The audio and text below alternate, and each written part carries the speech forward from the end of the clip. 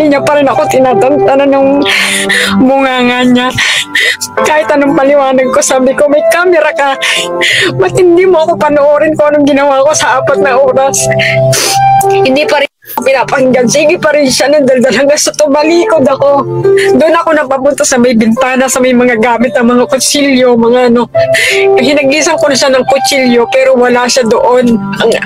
Ang tanda ko, paghagis ko ng kutsilyo saka siya pumunta doon sa may pintuan.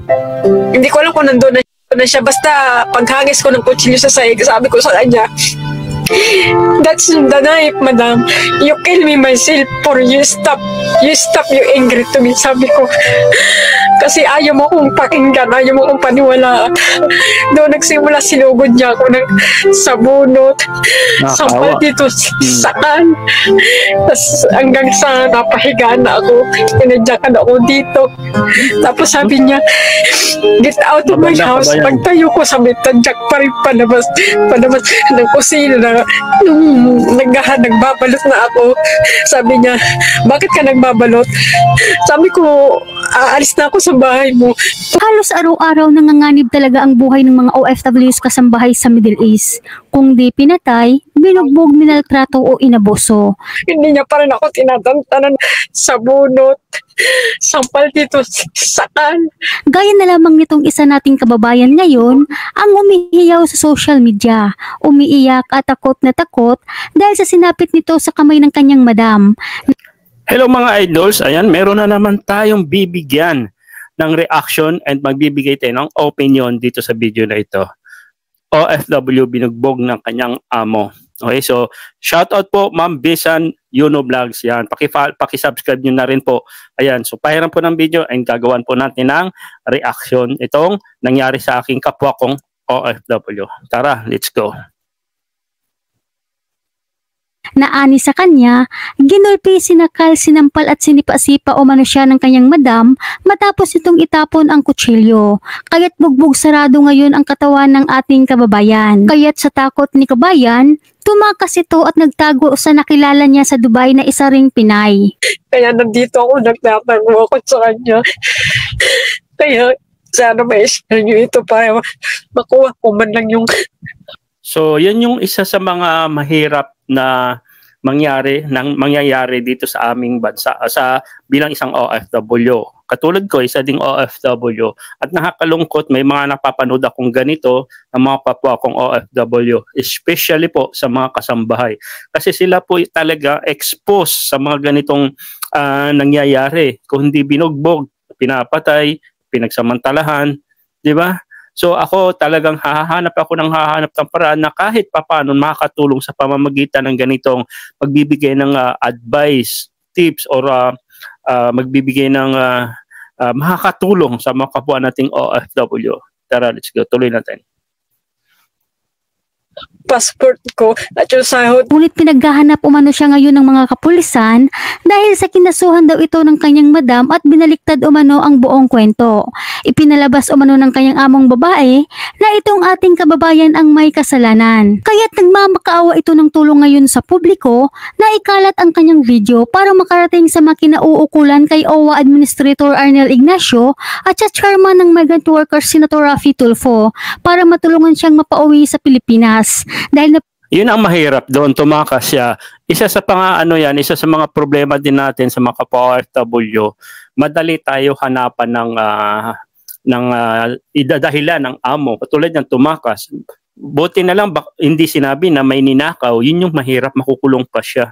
Okay? So naintindihan ko po to si kabayan, hindi kasi natin sila nakikita sa loob ng bahay at iba-ibang trato, iba-iba ugali ng mga among babae. Kahit ako naman, nakaka-relate. Dahil napag-alaman nitong ating kababayan na plano ng kanyang amo na ibenta siya sa iba kaysa sa pauwiin siya sa Pilipinas. Gusto kasi ng amo nito na mabawi ang nagasto sa pagkuha nito noon kay kabayan. Kaya siguro gusto ito ibenta sa ibang employer at dadalhin daw ito sa Kuwait para doon na magtrabaho at para na rin makuha ni kabayan ang passport nito at sweldo sa kanyang among babae. Kaya't lubos ngayon ang pagmamakaawa ng anak ng OFW na sana'y diringgin ng mga kinataas-taasan ang panawagan ng kanyang ina na isang OFW kasambahay sa Dubai. Yan. So, yun yung napakaganda. Merong anak, no? Pag may mga ganito, guys, bilang isang OFW, no? Lalo na kung baguhan ka pang OFW, paki-comment kung bago. Magbibigay na rin ako advice. Hindi lang itong yung napapanood mo ng video. Bilang isang OFW, okay? Bago, okay? Bago pa lang, dating mo dito sa abroad, ibigay mo na yung details mo kung saan lugar ka. Kaya nyo po kunin yung address nyo kung saan po kayo. Isisend nyo lang po yung Google Map sa inyong mahal sa buhay. Asawa mo, kapatid mo, anak mo. Kasi pwede po i-share yan sa WhatsApp para makuha nyo na po yung information kung saan eksaktong address ka. Kahit wag nyo na itanong sa amo. Sa sunod, gagawa ko ng mga ganitong tawag dito, yung tutorial kung paano yung location. Okay? At pangalan, mobile number. Okay? Sige, tuloy muna natin. Na kinilalag si Jocelyn Artugin na taga Southfield, Cabuyao. Sa post ng anak, ani dito, ako po ay lubos na humihingi ng tulong nyo at pa-share na din po para makarating sa kataas-taasan natin. Sana po matulungan nyo po ang aking nanay dahil siya po ay sinakta ng kanyang amo at siya po ay binaliktad ng kanyang amo. Pinakita lang po ang pagtakas niya, hindi po ang buong pangyayari noong August 17. Sana matulungan nyo po kami na makauwi ang nanay ko po. Lahat po ginawa na namin. Nagtatago po ang nanay ko dahil nagsumbong na ang kanyang amo. Laki ng bahay, oh. I think, kung hindi man buong bahay to, building kasi to parang nagre-rentong amo niya. Kasi karamihan sa ganitong hitsura ng ganitong building, again guys, doon sa mga hindi pa nakakilala, isa din po akong OFW, 10 years at family driver. Lagi po akong pumupunta sa mga ganitong lugar. Imagine, yung amo ko napakagala, yung alaga ko gala, high school, college. Kaya alam ko talaga yung hitsura ng building, kung nag-rent ba o sariling bahay. So butit nakataka si kabayan. Amo sa pulis at binaliktad ang kanyang kwento. Sana panoorin niyo po ang video ng aking nanay at makarating po sa kataas-taasan na maaksyonan po ang aking nanay dahil wala po siyang mapuntahan doon. Humihingi po ako ng tulong sa inyo, Sir Rafi Tulfo at Sir Arnel Ignacio. Sana po matulungan niyo po kami at ang aking nanay. Ito maganda din kay Senador Rafi Tulfo, mabilis ding umaksyon pagdating sa OFW. Yan yung nasa puso ni Sir Rafi talaga. OFW, isa sa mga priority niya tinutulungan. And of course, ito si OWA Administrator, napaka-active, mabilis din umaksyon si Sir Arnel. Thank you, Sir Arnel. Nanay na makauwi ng maayos. Narito ang buong video, mga kababayan, kung ano ang naging dahilan kung bakit bigla nalang humantong sa ganito itong ating kababayan. Kasi nung 17 ng hapon, ikakwento ko po ang buong pangyayari kung bakit ako tumakas at kung bakit kami nagtalo ng amo ko. Umalis po sila ng mga bandang alas 10 or alas 11. Lagi po silang ganyan. Bago sila umalis, lagi akong hinahabilinan ng amo ko kung ilang oras ako magtatrabaho dito. 3 oras ka lang sa kwarto, tapusin mo yan, ganyan-ganyan. Yung 3 oras po na yun ay umabot po ng 4 na oras kasi hindi lang naman po kwarto ang nilinis ko. Dinamay ko na po yung. Sa mga hindi nakakaalam, no, doon sa mga baguhan, kung nasa Pilipinas ka, kung magbabalak ka maging kasambahay dito sa abroad, hindi lang po 1, 2 kwarto, minsan po 3. Depende kung sa bahay gaano kalaki, 'di ba? Tapos yung pamilya gaano kadami. Yan ang mahirap. Kasi ang pamilya dito, isang babae, isang kwarto, hiwalay ang lalaki, tapos mag-asawa, tapos mayroon pang visit room, pang bisita. Grabe, ang daming trabaho nila. Yung living room, dinamin ko na po yung living room, laundry room, at yung room nila mag-asawa.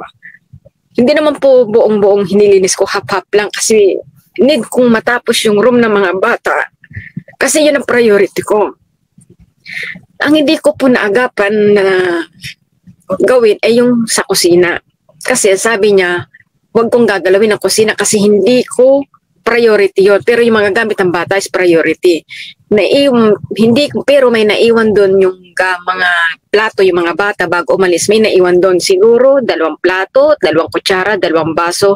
Parang gano'n lang pong naiwan doon sa kusina. Ayun, naabutan nila yun.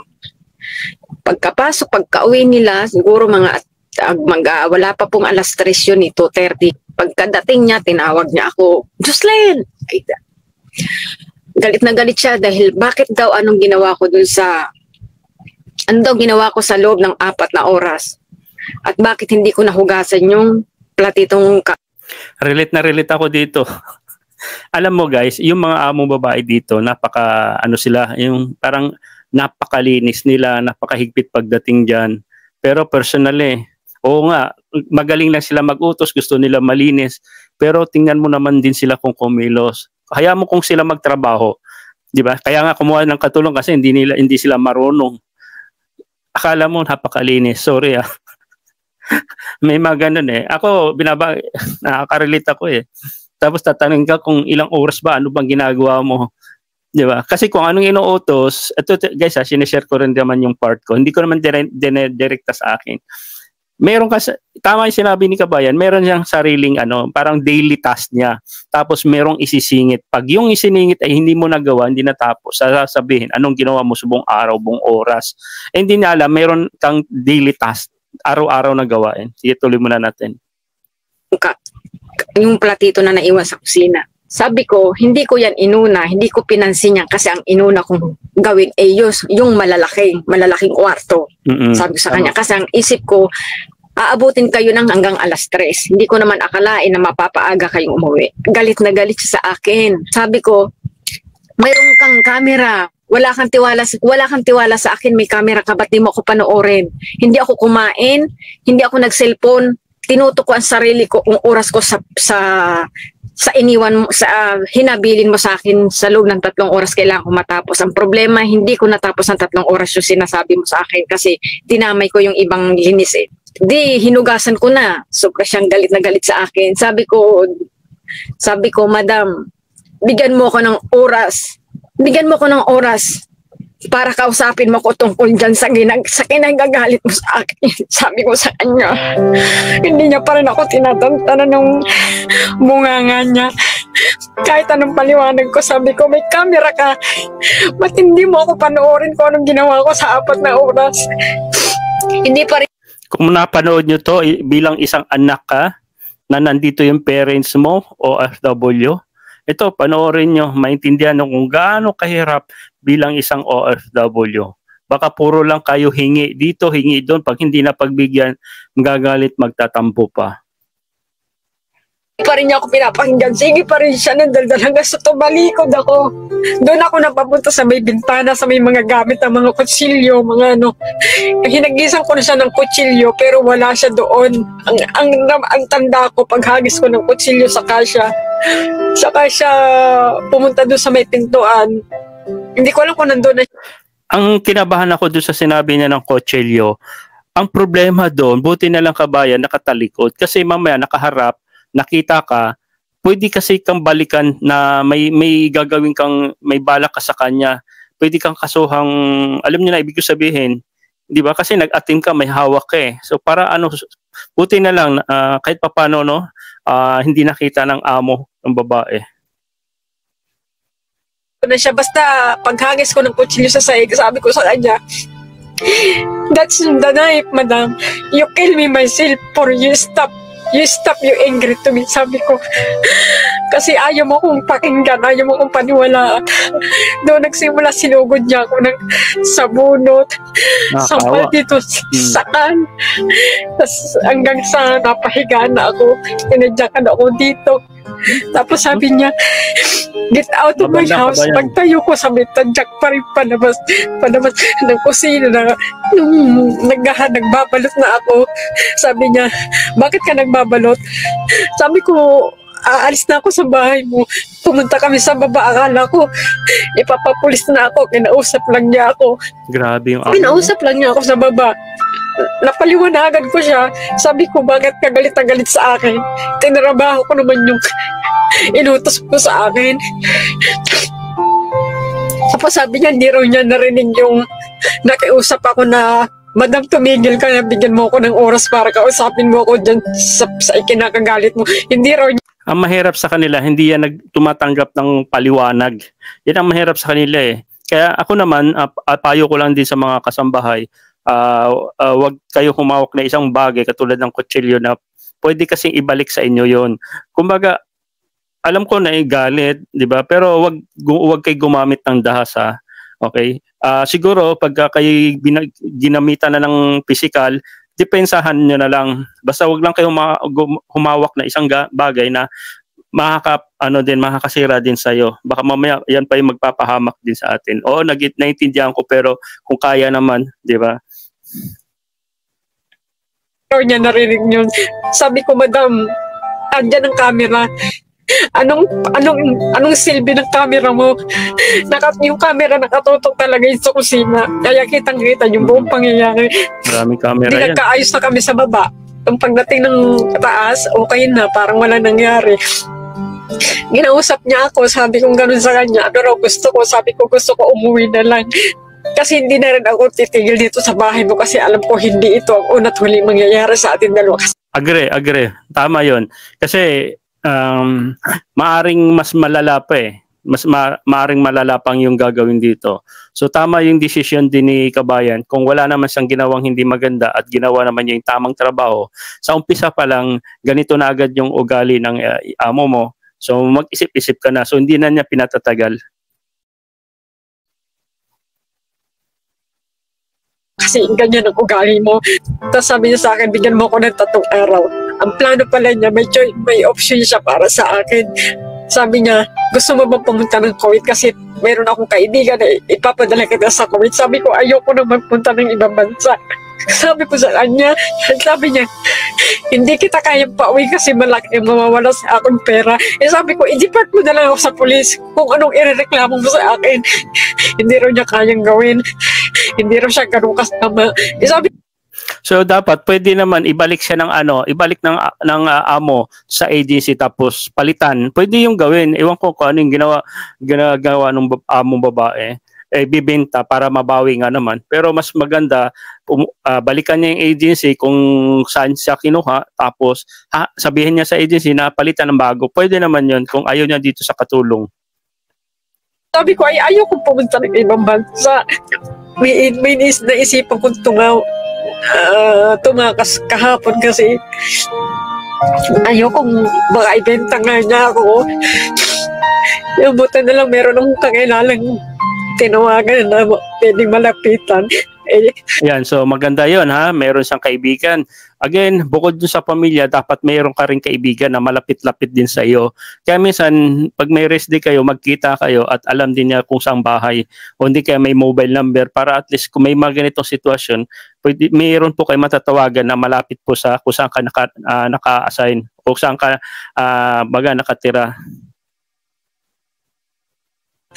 Kaya nandito ako, nagtatanong ako sa kanya. Kaya sana ma-share nyo ito para makuha ko man lang yung passport ko at yung sahod ko kasi yung balita ko, kinasuhan ako daw ng madam ko. Nagkwento na daw ng ibang kwento. Sabi ko, ipakita niya sa mga polis yung tunay na pangyayari nung araw ng 2:30 ng hapon. Yun ang inireklamo ko yun sa necktie ko. Wala akong Please pa-share naman mga kababayan para matulungan natin si Kabayan. Ayan, so maraming salamat Bisan Yuno Vlog sa iyong video and maraming salamat din sa mga kapwa kong OFW. Share nga naman natin itong video na ito para awareness din sa mga bagong OFW. Tandaan niyo po, marami pa pong mga OFW na parating po dito sa abroad at kung napapanood nila, magkakaroon po agad sila ng idea. So hindi ako titigil na magbibigay ng advice, tips sa mga kapwa ko ring OFW. Kaya gumagawa ako ng mga reaction video na hanggat maaari maiwasan itong nangyayari. No? So I hope madam, nakauwi ka na. Hindi ko na alam kung anong estado ngayon ni madam.